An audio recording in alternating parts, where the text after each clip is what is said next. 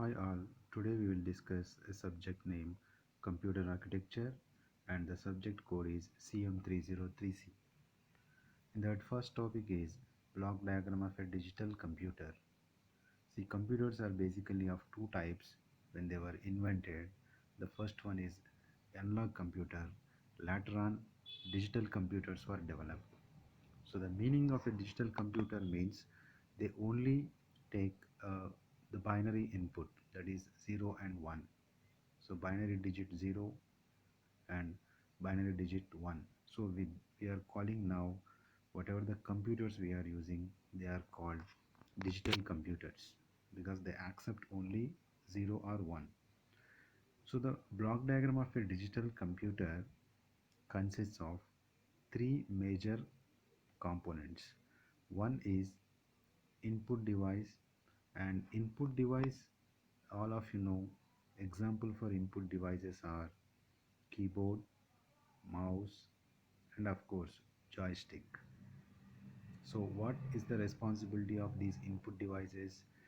They allow the user to enter the data, that is input data, and the input device takes this data and handovers to another major component in block diagram, that is central processing unit. In a short form, I can say CPU. So the CPU stands for central processing unit. So it is also called, CPU is also called the brain of the computer because it is the one which which takes the data entered by the user, process it, do some calculations, and send the output to another important component called output unit. So the third component in block diagram of a digital computer is output unit. So the example, all of you know about examples of output units like monitor, where we can see the output of any program, and the second one is printer, where you can print some documents, or even the speaker, you can see some, you can listen some audio files. So these are the three major components. Let me repeat once again. The block diagram of a digital computer consists of three major components. One is input unit, second one is CPU, stands for central processing unit, and third component is output unit.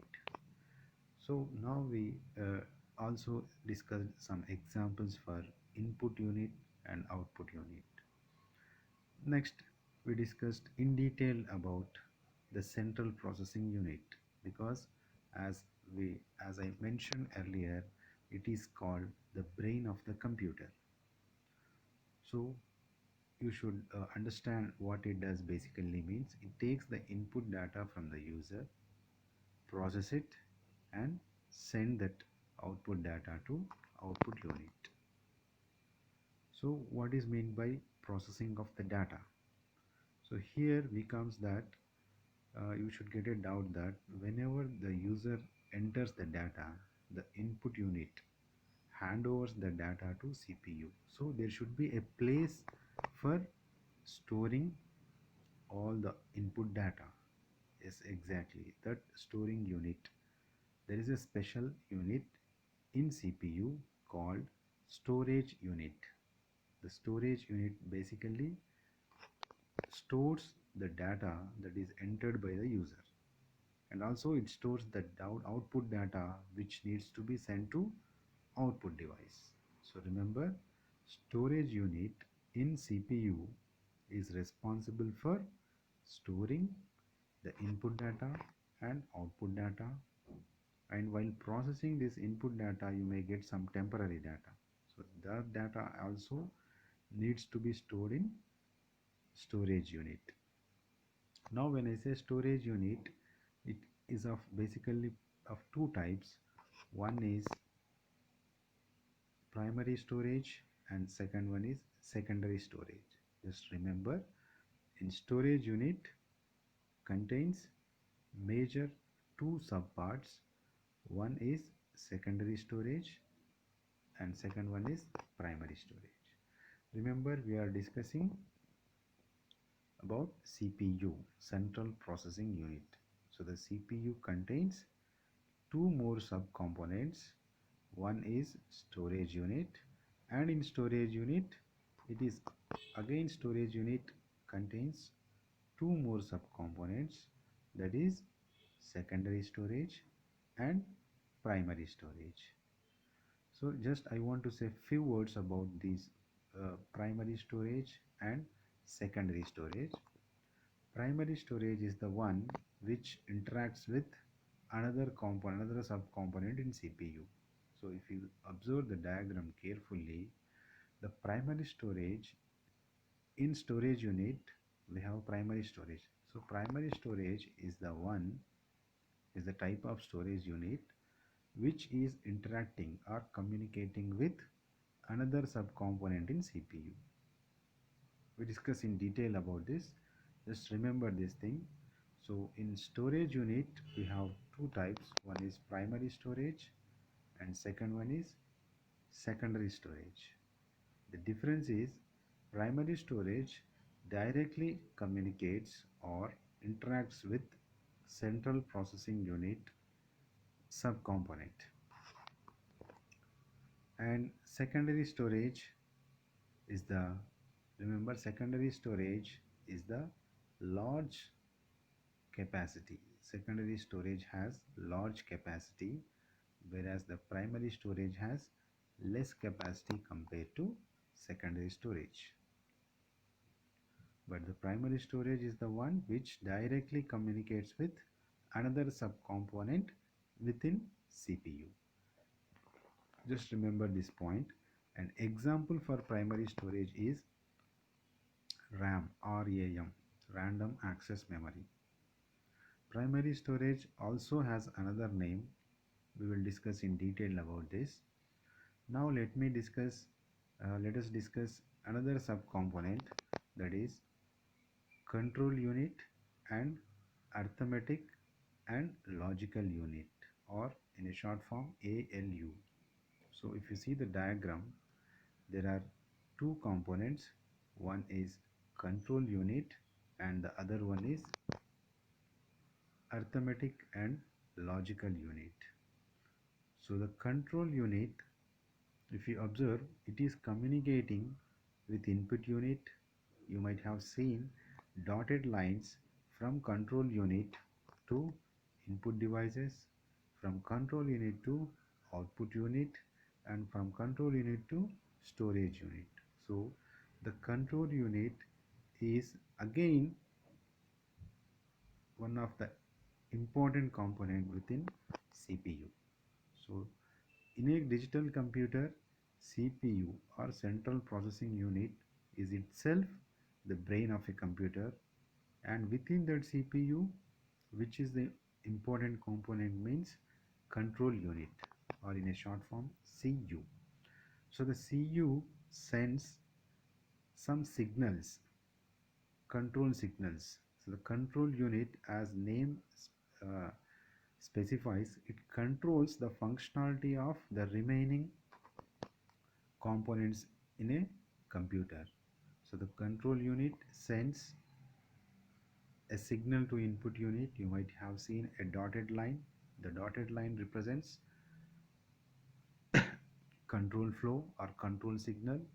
So the control unit sends signals to input device, control unit sends signal to output device, and control unit sends signal to storage unit.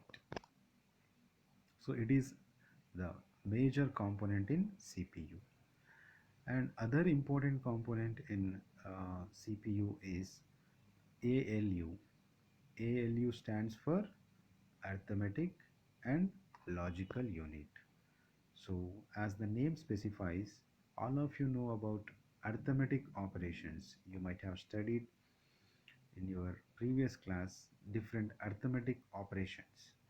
So different arithmetic operations are like addition, subtraction, multiplication, division, and mod operator. So these are called arithmetic operations. And logical operations. The logical operations takes some input and the output would be in a Boolean form. Boolean form means it can be 0 or 1. Output can be 0 or 1.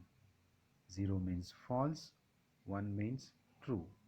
So the output can be just true or false. Next we have so this is ALU stands for arithmetic and logical unit. It is one of the important component. Another important component. What is its functionality means? It performs all mathematical operations on the data that user has sent. So remember, ALU directly cannot access. Remember, as I said earlier, the data entered by the user using input unit is stored at storage unit. So this data, if it wants to go to ALU, it has to go via control unit. Remember this point carefully. Once again I am repeating. When the user enters an input data, let's take an example of a input data. User want to perform a simple mathematical operations like addition. So let us assume there are two numbers 2 and 3 that I store in one variable. A is equals to 2, B is equals to 3. Now I want to perform addition operation.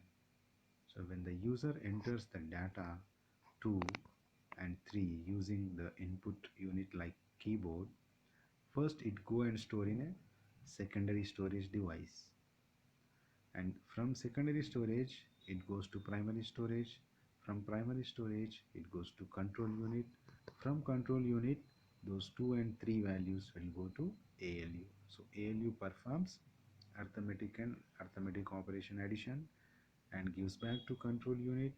Control unit again sends to primary storage, and primary storage again sends to secondary storage. From secondary storage, this result 5, 2 plus 3 is equals to 5. This result would go to output device.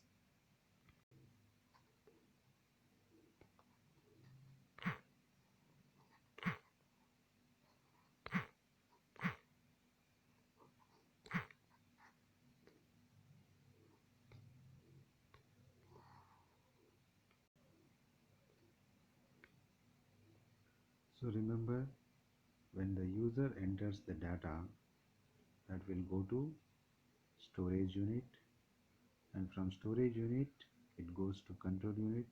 Via control unit it goes to ALU. So ALU performs the mathematical operation 2 plus 3 is equals to 5 and sends back to control unit, from control unit to primary, primary to secondary, secondary to finally output device. So this is the control flow, how it happens in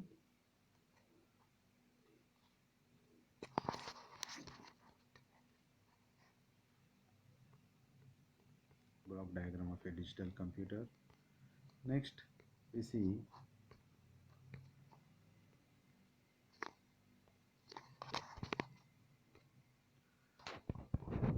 we will discuss in detail about this.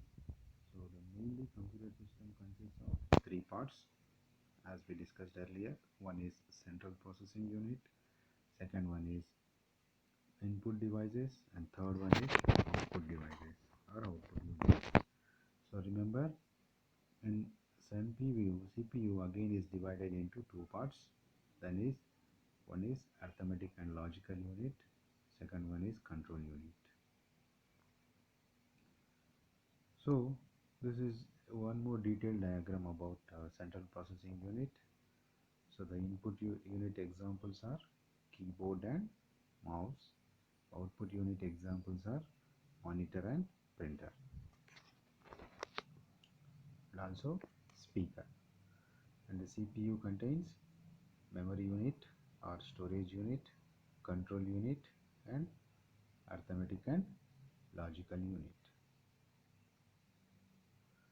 So the computer system is nothing without central processing unit. We know that central processing unit is the brain of the computer. So CPU is an electronic hardware device. So it is a hardware device, and all of you know about meaning of a hardware device. Hardware device means that you can touch, that you can see, that you can feel. So it is a hardware device. Moreover, it is a electronic hardware device which can perform different types of operations such as arithmetic and logical operations. So the CPU uh, contains two parts: arithmetic and logical unit and control unit, apart from storage unit. So the control unit controls all the activities or operations which are performed inside the computer system. It receives instructions or information directly from the main memory of the computer. So the control unit receives what control unit has to perform some instructions, some it has to follow some instructions, and those instructions will come from memory. So remember, we are only discussing about the data flow, how the data flows, but it is also important what should we do with the data. Do some processing. As I said, input device takes the data and handovers to CPU, and that is stored in storage unit, and the user also enters what needs to be done with the data, because CPU by itself can't do any operations, or the user has to mention while giving the data what it has to do. It is most important one.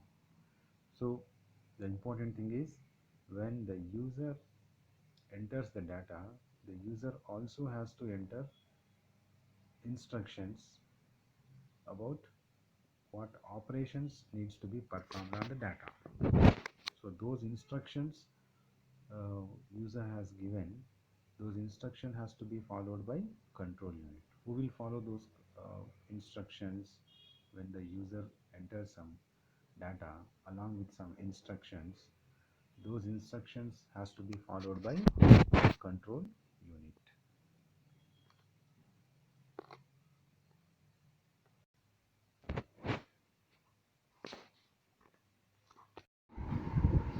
So the central processing unit is basically, as I said, is the brain of the computer, and central processing unit has two major components, as I discussed. One is uh, control unit, and the second one is ALU, arithmetic and logic unit. So in case of arithmetic and logic unit, we all know that arithmetic and logic unit uh, performs arithmetic and logical operation. Control unit will control the functionalities of all input devices, output devices, and storage unit. And in case of arithmetic and logical unit, so it is a combination digital electronic circuit. So combinational digital electronic circuit means, just remember a word, combinational. Combinational means it doesn't store or remember whatever the operations they are performed. Combinatorial digital electronic means, and circuit that performs arithmetic operations on integer binary numbers. As I said earlier, digital computer consists of only 0 and 1. So the ALU performs arithmetic operations on this binary data. Remember, user doesn't enter the data in the form of binary. The user enters the data in alphanumeric form,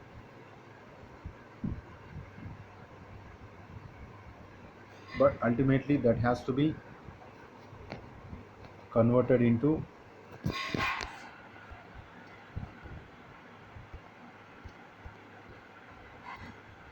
binary digits 0 and 1. So ALU performs these operations arithmetic operations on binary numbers. So ALU will change asynchronously. The outputs of the ALU will change asynchronously in response to the input. That means the output of the ALU depends upon the input, the current input. And the next one is storage unit. We already discussed about storage unit. I'll just repeat once again. Storage unit basically stores the data that whatever the data user enters, and remember it also stores the instructions. So the storage unit stores the data and instructions. So the data, what are these instructions, what operations has to be performed on the data. So these set of instructions is called a program, and a program can be in any of the programming language like C, C++, Java. There are so many n number of programming languages. What all these programming languages do means they allow the user to specify instructions in a different format to perform some operations on the data. And next we will discuss about storage unit. In storage unit, as I said earlier, it has two types of storage units. One is primary storage unit and another one is secondary storage unit. The primary storage unit is also called main memory. It is also called main memory. So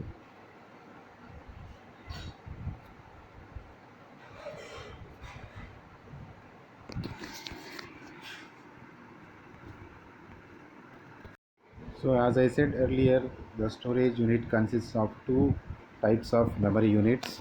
One is primary storage and secondary storage. Primary storage is also called the main memory, and secondary storage is also called secondary memory. The example for main memory is random access memory, that is RAM. So the random access memory is the main memory of the computer system, which is known as RAM. The short form is RAM. The main memory can store operating system software, application software, and other information. So the RAM basically, so remember the primary memory is the one which interacts with control unit. So the main memory should have the software related to operating system, so that all these hardware components can work together. And RAM is one of the fastest memory, and it allows the data to be readable and writable. And the second type of memory is secondary memory. As I said earlier, this is the largest memory, and we can store the data and programs on long term basis. It is the largest memory, and also the data is stored permanently. The hard disk example is hard disk and optical disk. Even today's you can find external hard disk, internal hard disk. So all, and your pen drive or USB drive, all these comes under secondary memory or secondary storage devices.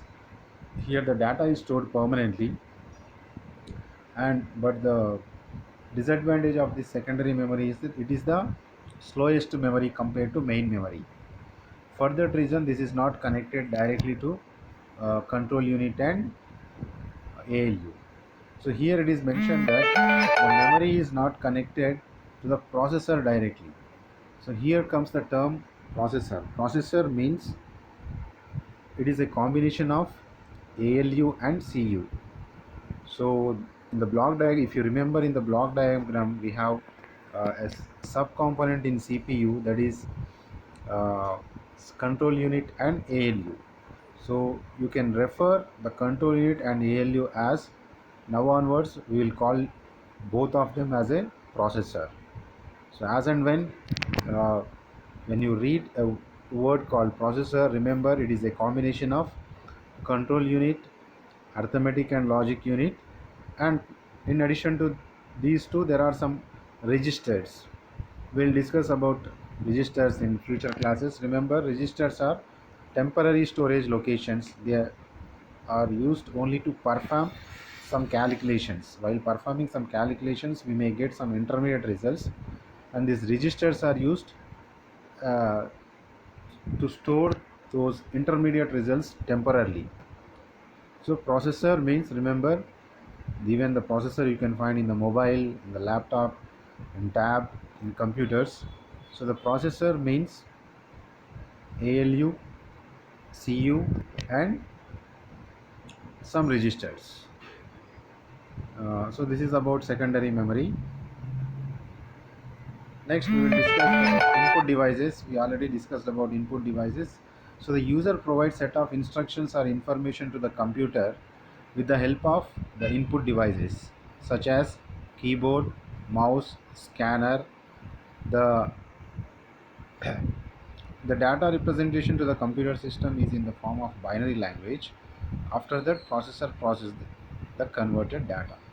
So the input devices allows the user to enter the data in readable format, alphanumeric format, and later it is converted into zeros and ones. But you should understand why the data, alphanumeric data entered by the user, is being converted into zeros and ones, because this the once the data is converted into 0 and 1, then only it is possible to store this data in storage units such as primary or secondary memory, and these binary data can be processed by control unit and ALU, provided the data is in the form of binary.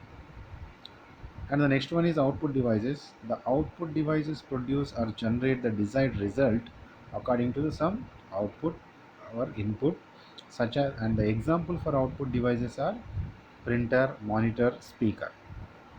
So these devices convert the data into human readable form or human listenable form from the binary code. And here comes the another important topic, that is accumulator based CPU. So here the title is CPU organization. So when you say CPU organization, CPU stands for central processing unit, and how the CPU is organized means, what is meant by organization? Organization means how you are managing. The goal of the CPU is take the data from the input devices, process it, and send the output. And how to process how to process the input data means it depends upon the instructions given by the computer. So instructions given by the user. So user gives the instruction and user provides the data. Now it is the responsibility of CPU to perform or to execute those instructions. Remember, I am using a new term, execution. So this execution is the term related to instructions or a program. So when a user writes a program, what he expects the program to be executed by the CPU. Who is responsible for a program execution? Program nothing but a combination of or a group of instructions. So CPU means it has to execute some instructions, it has to perform so many operations. How these operations are performed is up to the CPU. The user doesn't specify how to execute the instructions. User just specifies what instructions needs to be or what instructions are required to be executed on the data. What instructions contain? Instructions contains some arithmetical and logical operations that needs to be performed on the data.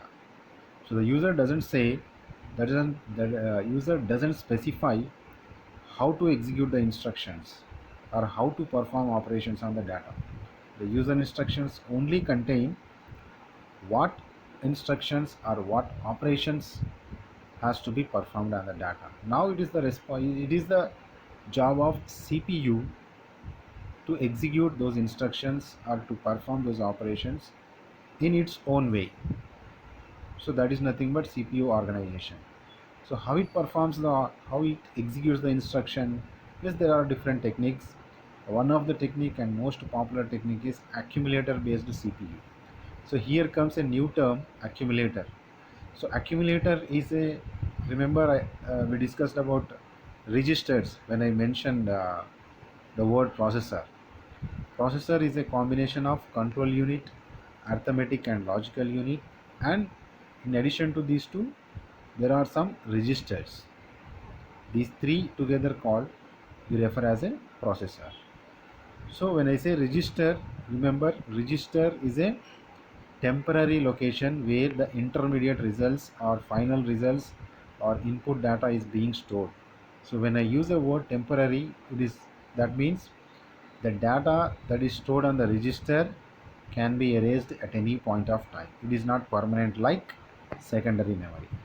Remember in the storage unit, we discussed the only memory unit where the data is stored permanently is secondary storage devices, and in main memory the data is stored temporarily. And in registers are, if you compare the size wise, registers are the smallest memory elements when compared to main memory and C and secondary memory. So registers are basically small memory elements where the data is stored temporarily. And why it is being used means just to store the intermediate results or final results or the input data while performing arithmetic and logical operations. So this is a clear definition of a register. So when if you read a word called register, you should remember these 3 points. One is register is a group of memory elements, smallest memory element. Second point, it stores the temporary data temporarily. That means the data stored in a register is not permanent. It can be erased at any point of time. And the third one is what is the need of register? Why it is used means registers are used to store the intermediate results or input data or output data while performing ALU. So indirectly we can say ALU utilizes registers, control unit uses registers, and of course memory elements also uses registers. So registers are very important as some key role or important role in CPU. And there are different kinds of register, and the most popular one and important register is nothing but accumulator. Accumulator is a special type of register where results are stored automatically in this accumulator. And the characteristics are, initially computers had accumulator based CPU. It is a simple CPU in which accumulator contains an operand of the instruction. So here comes another new word called operand for an instruction. Remember, when I say instruction, instruction is used to execute or perform some operations on the data. Here operand is a word related to the data. The example, if I say, let's take the value 2. 2 is the data, and if you store the data, that value 2 in a register in some variable, let's say a becomes an operand for an instruction. So a value, why we are storing the value 2 in variable a, that means you can keep on change the value of a, it is not fixed. So that is the advantage of operand. So operand means something is like some variable where the data is stored. So what accumulator contains? Accumulator is a register, and that register contains an operand. So now you should get a clear picture.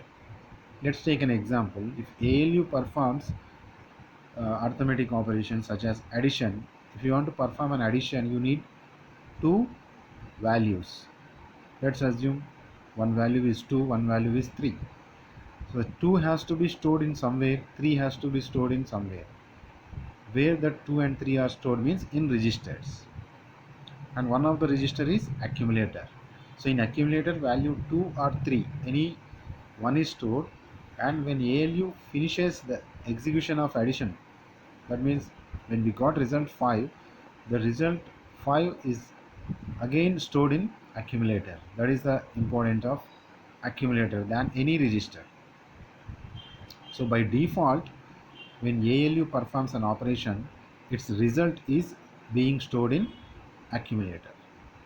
So for that reason, there are CPUs which solely depend on the accumulator. Those are called simple accumulator based CPU. So it is one type of CPU organization. So instructions leaves the result in the accumulator. So as I said, when ALU finishes executing any one arithmetic operation like addition, its result are again back will be stored in accumulator. These CPUs we have zero address, single address instruction. We will discuss in detail. And the advantage of this single accumulator based CPU is that short in instruction, less in memory space, and instruction cycle takes less time because it saves time in instruction fetching due to absence of the operation fetch. Just remember, because of having accumulator in CPU is an advantage one, because accumulator is used to store the input value, and accumulator is used to store the result, that is output value. That is the one big advantage. But the disadvantage is that the program size increases. That means instruction number of instructions. Remember, program is nothing but set of instructions. So when the disadvantage says that program size increases means number of instructions are getting increased, and these instructions are required to store in the memory, so memory size also increases.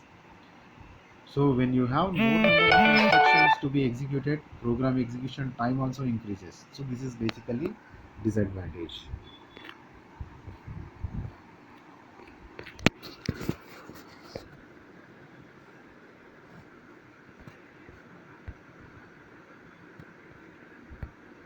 Next, there are other type of CPU organization such as register based CPU. So register based CPU means then in case of, remember, in case of simple accumulator based CPU, the key role is with the accumulator. So in case of register based CPU, we have multiple registers. Multiple register means instruction number of instructions will get reduced. So the memory occupation will get reduced, and program execution time also decreased. So this is the advantage. Short program size increases the number of registers and increases CPU efficiency. Disadvantage is additional memory access are required because you have to manage those multiple registers. Again, it is an disadvantage. Welcome to the computer science lecture. So today I am going to deal the subject name computer architecture, and the subject code is CM303C. The first topic here is a block diagram of a digital computer. So the block diagram of a digital computer mainly consists of three parts. One is input unit, and other one is second one is central processing unit, and the third one is output unit. So as all of you know, the input unit is responsible for taking the input from the user in the form of alphabets, alphanumeric data. So the example for the input devices are keyboard, mouse, joystick, and the main second component in block diagram of a digital computer is central processing unit, CPU. So it is also called the brain of the computer, and the CPU contains two major subcomponents. One is storage unit and other one is control unit and ALU. So the storage unit is primarily responsible for storing the data entered by the user using the input devices, and the storage unit is of two types. It stores the data in two different devices or units. One is primary storage and other one is secondary storage. So based upon the requirement, whether the data has to be stored temporarily or permanently. And another subcomponent in CPU is control unit, that is CU, and second one is ALU, arithmetic and logical unit. So basically this part is very important in block diagram of a computer, because it is responsible, the control unit is responsible for controlling all the functionalities of the remaining blocks in the digital computer. So it controls, it takes the signals from the input devices and it will send signal to the input devices, and it sends control signal to the output devices. Similarly, it sends the control signal to storage unit, and it also sends and receives the data from the storage unit, because the storage unit is the one where data is stored. So another important subcomponent in the CPU is arithmetic and logic unit. Arithmetic and logic unit is responsible primarily for doing arithmetical and logical operations. See, in computer, whatever operations that basically that finally converts into some mathematical operations. Arithmetical operations means addition, subtraction, multiplication, division, and logical operation means logical and logical or and logical unit. Basically these logical operations gives the result true or false based on the input. So whatever you do computer, that has to be converted into a mathematical operations, that is either arithmetical operation or logical operation. And the third box or component in block diagram is the output unit, and of course output unit is primarily responsible for displaying the data or printing some data. So example for output devices are monitor, printer, and speaker. And